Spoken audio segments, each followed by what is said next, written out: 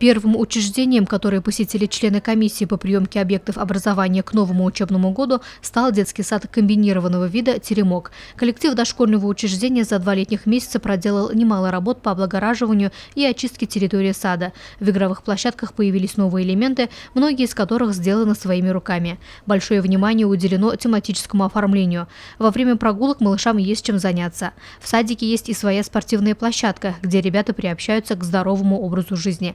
Как отмечают сотрудники дошкольного учреждения, подготовиться к новому учебному году удалось благодаря помощи родителей. Во всех группах проведен косметический ремонт. Особое внимание члены комиссии уделили состоянию помещения 2 групп – коррекционной и для детей с нарушением зрения. Эта группа существует с открытия детского сада «Мишутка», когда еще «Мишутка» здесь был.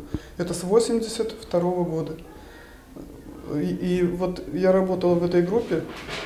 Но группа тогда находилась на 2-м этаже, потом Мишутка стал теремком, и группа, на то время работала заведующая Наталья Алексеевна, вот благодаря ей эта группа сохранилась.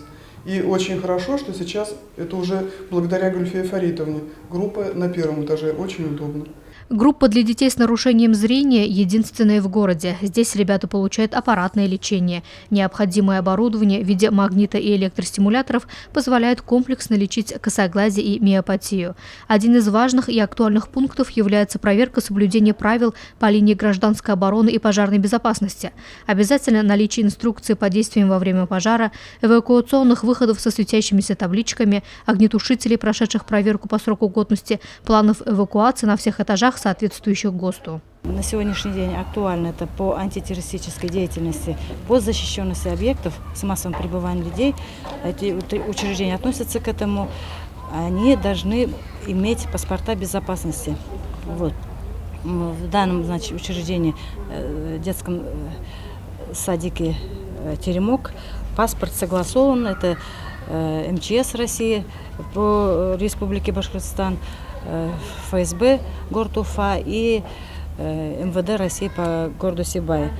Следующим объектом проверки стала школа номер 1. Подготовка к учебному году идет полным ходом. Благодаря спонсорской поддержке Учелинского горно-обогатительного комбината строители общества с ограниченной ответственностью «Ремстройцентр» приступили к замене кровли старого здания школы.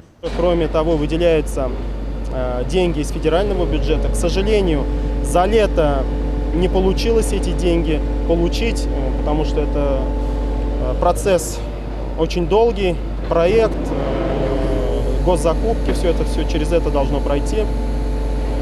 Здесь выделяется порядка 5,5 миллионов.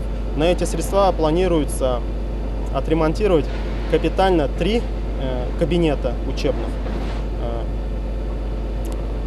Будет приобретаться все, ремонт предполагает это полностью потолок, освещение, пол, стены, школьная мебель, аппаратура, ноутбуки, планшеты. Все на эти 3 кабинета будут направлены.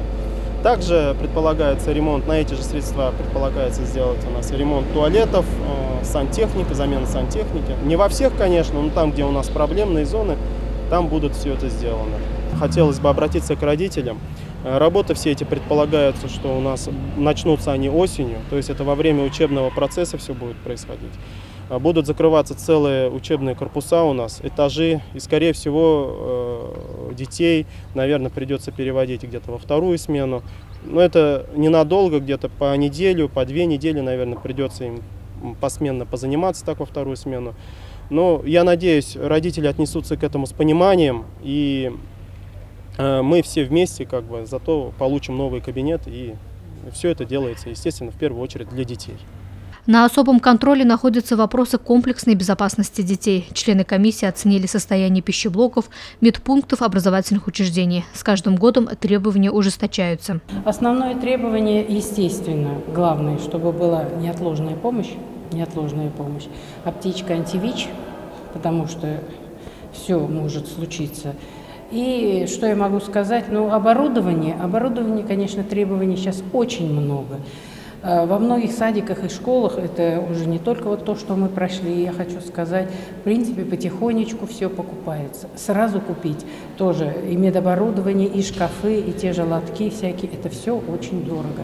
Приемка учреждений образования продлится до 17 августа включительно. В течение 6 рабочих дней межведомственная комиссия проверит состояние классов, групповых помещений, спортивных залов, игровых площадок, оснащение медицинских пунктов, пищеблоков и прачечных и вынесет окончательное решение о готовности учреждений к новому учебному году.